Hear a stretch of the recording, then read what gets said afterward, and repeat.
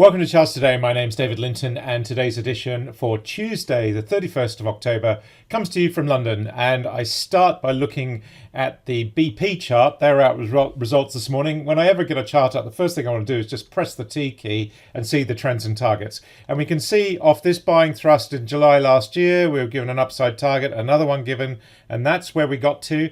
It happened a little bit later than when the target suggested it would, but it was pretty close.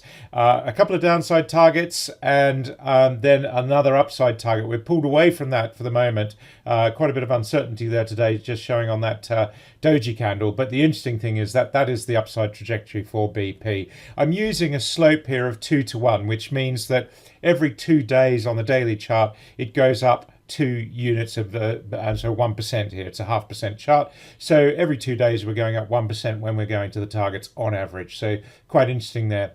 Also, of course, a lot being predicated on the oil price at the moment. The World Bank coming out this morning saying that the oil could go to $150. Quite interesting that we see here the 60-minute chart, and that's where we've seen the targets playing through. Upside targets met, downside targets met. And of course, that's the shorter term picture. We are just creeping back above the cloud there. On the daily chart, we have activated this upside target to 123. We do have a downside 1 to 80, but we're above the cloud, so we favor that. And of course, if we go to the longer term weekly chart, here we see lots of big targets. We've got targets to 146 middle of next year, 159 into 2025. That's a very interesting area. We're waiting for this orange target to activate with a new high. That will then turn green. But the interesting thing is we do have targets to this said 150 level. There's even one to $233, but we don't worry about that one for the moment, because the one thing we can mathematically say with absolute certainty is that 150 will be met before 233. So for the moment, we do see targets there in the long term, and the time horizons there on the targets 2024 to middle of 2025. That's a big range of time, but these multiple targets give high conviction that that's going to happen. Notice this downside target to $70. That was pretty much met. It happened actually a little bit faster. You can actually vary the downside targets to occur more quickly because falls tend to happen faster than rises. But the key thing is, for the moment, it's the upside targets on the long-term chart that are in train. We'll come back to energy at the end of the session, but let's start by looking at Forex. So we start with the euro. Really quite interesting here. We're seeing this quite big increase in the euro. Not enough to pull it above on the daily cloud, but on the short-term chart, we are seeing that. So that's quite interesting there. And if we look at the Japanese yen, this is perhaps one of the most interesting situations. Up 1% today. A big daily candle there. This is the move. And we had this target of 155. But we know that the Bank of Japan intervenes at the 150 mark. So it's really quite interesting to see the currency having another push there. We saw quite a lot of intervention here on the Bank of Japan, and this thrust took a long time to actually occur, but this is the upside target now, 154.75. That kind of matches with that daily target of 155. So quite interesting that we are seeing targets, and it'll be interesting to see whether the Bank of Japan can beat the targets, but that's what we're seeing at the moment.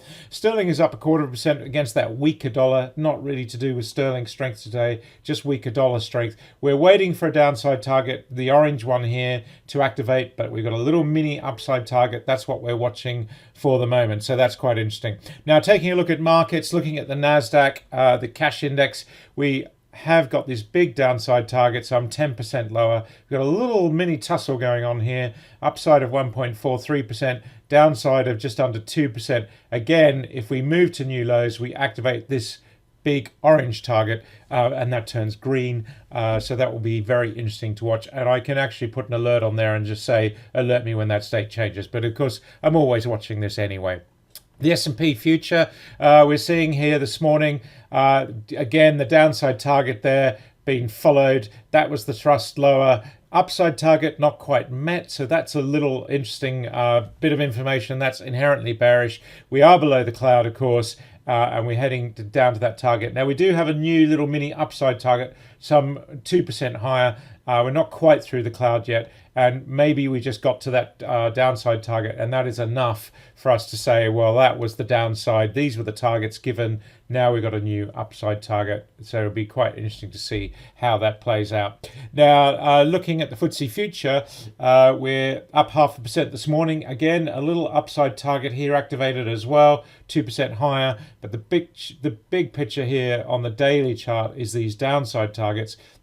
If we move higher than 78.30, then we activate this upside target to 8,800. But realistically, we've got to wait for that to happen. It's the downside targets on the medium term chart that are dominant. We're below the cloud, even though we do have a little mini rally here. So a rise within the bigger trend. Looking at the DAX in Germany, we're up 0.5% this morning. Again, there's waiting for an upside target here to activate, a little mini upside target, but the downside target on the daily chart, on the medium term, these charts are all labeled here, medium term, short term, what we're seeing there. And if we go to the long term, again, that's long term, it's labeled, it knows it's a weekly, and these upside targets quite interesting on the long term chart, but the medium term picture is the one that we're really focused on at the moment. Looking at the Japanese market, up 0.75%, but not enough really to change the fact that we do have these downside targets. This one activated, waiting for a tussle going on here with these orange targets, and then lower. So quite interesting there as well. Now, just taking a look at some of the energy mix, let's just first of all look at gold. We did break that 2,000 level, and we're just struggling right there at the moment. Again, we've got a little mini downside target that might be active. That upside target was met, but for the moment, it's a really mixed picture. US 10-year yields down 1% this morning, so that's quite interesting as well. We are just seeing that that move to the targets there, but notice how we are just now seeing back below the cloud. This downside target was activated today with this move, so we are just seeing a potential sell-off of about 4% there. Looking at tech, we are seeing a little bit of recovery in a lot of the tech stocks in line with what we're seeing on the Nasdaq index. Apple, of course, still has these downside targets, 12 and 18.5% lower. We've got this one that's has been met on the 60-minute chart. We've got a little upside target. We actually did post a chart yesterday of Tesla. That's looking pretty clear for the downside as well. A lot of these tech stocks showing that at the moment. So we're seeing here on the Tesla chart, train tracks, we are pushing lower, and there are the targets kicking through.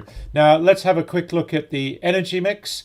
So we looked at Brent crude, US NatGas.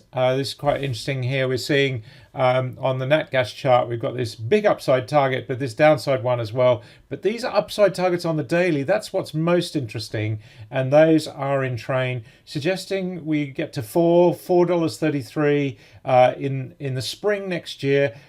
We are just on this slow trajectory, and that's really quite interesting. That's the path, multiple targets pointing there, so that gives us some conviction that that's going to happen. Looking at European gas, we've got TTF. Again, the train tracks here on the TTF chart. 54 was given back at 35. That's pretty much met now, and so that has been met. We've just pulled back from that. We have another target to 73. That was given at 45, and that's now the target we're looking to, and then another one to 91. So these multiple train tracks, and we're seeing that playing through on the 60-minute chart as well. There are the train tracks, really quite key, so keep an eye on those. Taking a look at NBP now, we've got a similar picture, of course, following TTF. So that's also quite interesting. You're seeing the targets there on NBP. Got targets of 140. That was given back at 90. That's been met. 185's next, then 237. You just can't ignore the targets. And on the shorter term chart, and of course, if you're trading these, you want to be looking at the targets on the 1 minute chart. We posted one on LinkedIn today on German power, which actually looks really clear for the last couple of days to the downside. Here's the targets on the 60-minute chart on German power, and even on the daily chart there. Lots of targets, so really quite key. Looks like we may well be going back below 100 on German power. That's it for today. Until tomorrow, happy charting. Keep an eye on those targets. Bye for now.